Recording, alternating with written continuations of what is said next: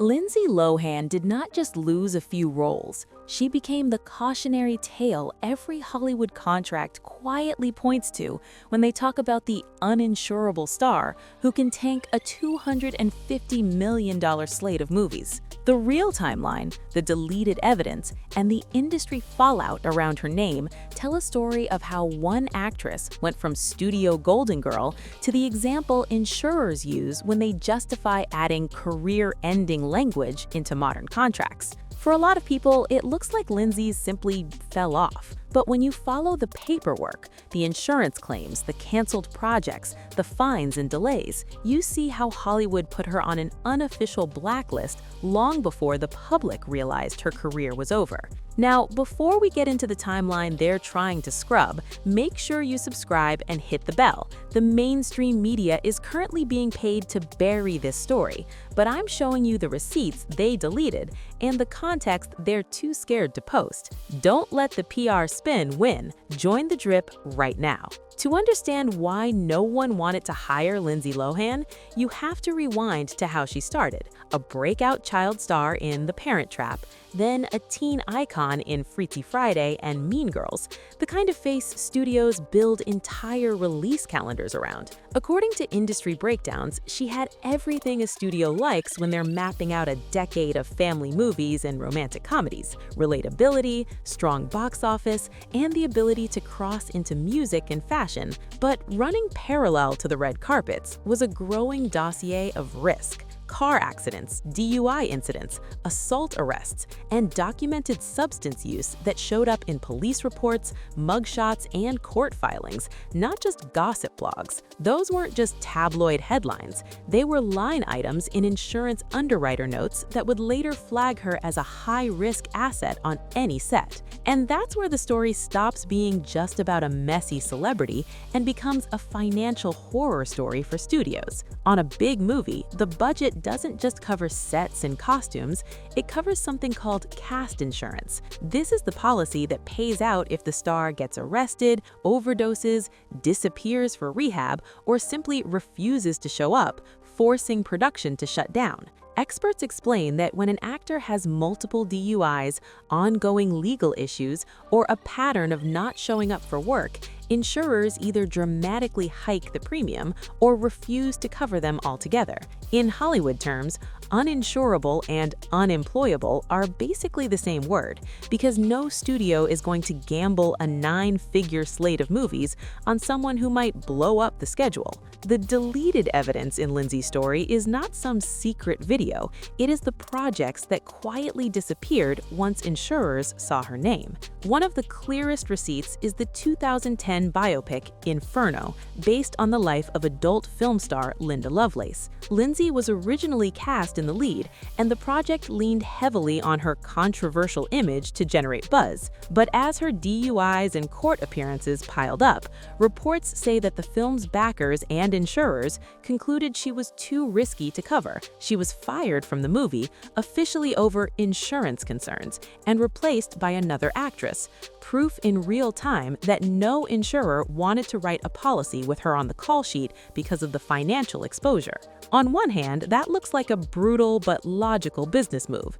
You remove the unstable element and protect the investors. On the other hand, the messiness of how it played out, the premature announcements, the shifts in casting, the conflicting statements from the production team, feels way too chaotic for a polished PR rollout. It was less master plan and more, we just realized our lead is a walking claim form. For producers, every day lost to a star's court date is hundreds of thousands of dollars in idle crew salaries, set rentals, and location fees. For insurers, Lindsay's pattern of car accidents and arrests signaled an unacceptable chance that they would end up paying those losses. That's why one analysis singled her out as a classic example of the uninsurable star, star whose off-screen life makes her name radioactive in insurance boardrooms. But that's not even the worst part. Lindsay's case didn't just hurt her, it helped reshape the way contracts are written for everyone else. Insurance experts describe how repeated high-profile losses,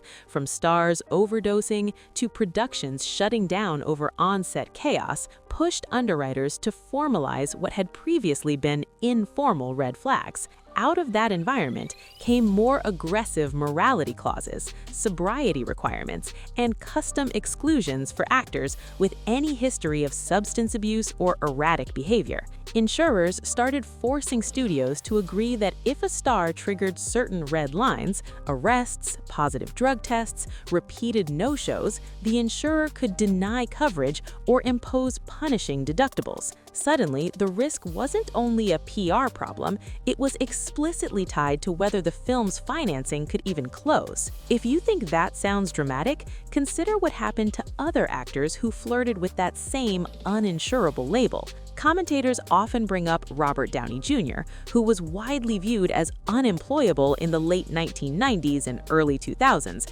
after a string of drug arrests and relapses. Insurers didn't want him on set, and studios echoed that because his involvement made the premiums skyrocket. In at least one case, he only secured a role because another actor, Mel Gibson, personally underwrote his insurance bond, basically putting his own money up to cover the risk insurers refused to shoulder. That's how extreme it gets when underwriters decide you're a liability. No insurance, no job, unless someone rich is willing to guarantee your behavior out of their own pocket. Lindsay never got that kind of career-saving benefactor at studio scale. Instead, she walked into the full force of a system that had quietly learned from people like her. Industry pieces explain that certain behaviors almost automatically push a star toward the uninsurable list. Multiple DUIs, on-set violence, chronic health issues that cause repeated delays, or a pattern of missing shoots and breaking contracts. Lindsay checked multiple boxes,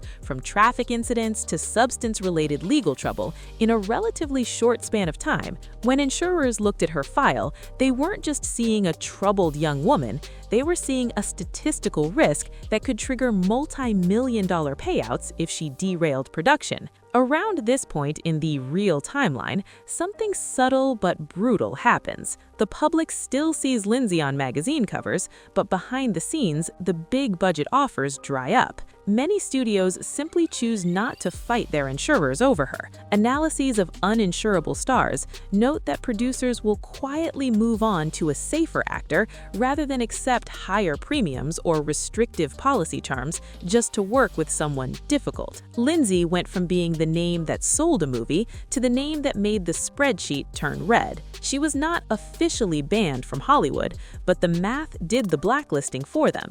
And this is where the $250 million mistake framing becomes real. Think of a studio slate.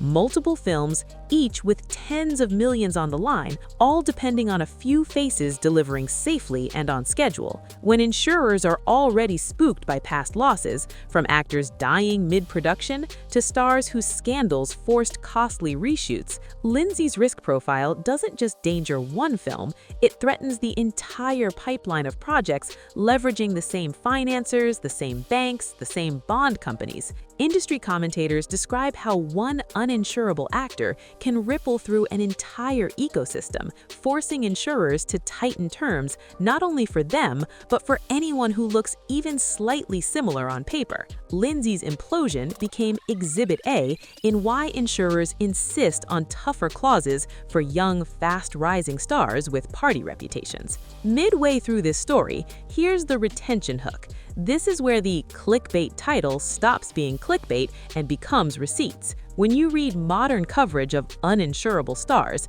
Lindsay Lohan is specifically cited as the example of an actress whose legal and substance issues made studios refuse to hire her because of insurance. She wasn't just gossip fodder, she was the name attached to real business decisions, fired from a biopic and sidelined from big budget projects because the people writing the policies priced her risk too high. Those references are the footprint of the unhireable clause, not a line that says you can never work again, but a set of conditions that make it nearly impossible for someone with her record to be approved without extreme concessions. On one hand, you could argue this is a necessary safeguard. After all, studios have been burned before. The death of River Phoenix during a film, costly delays after health crises like Nicole Kidman's knee injury, and shutdowns triggered by on-set chaos translated into real insurance claims and lawsuits. Underwriters learned from each of those cases and tightened their standards. From that perspective, Lindsay's situation looks like the system simply doing its job, protecting hundreds of workers and millions of dollars from one person's instability. On the other hand, there's a darker reading. When insurers quietly decide someone is uninsurable, there's no appeal court, no public explanation, and no roadmap back. Writers point out that once an actor is labeled too risky, they face a career death spiral.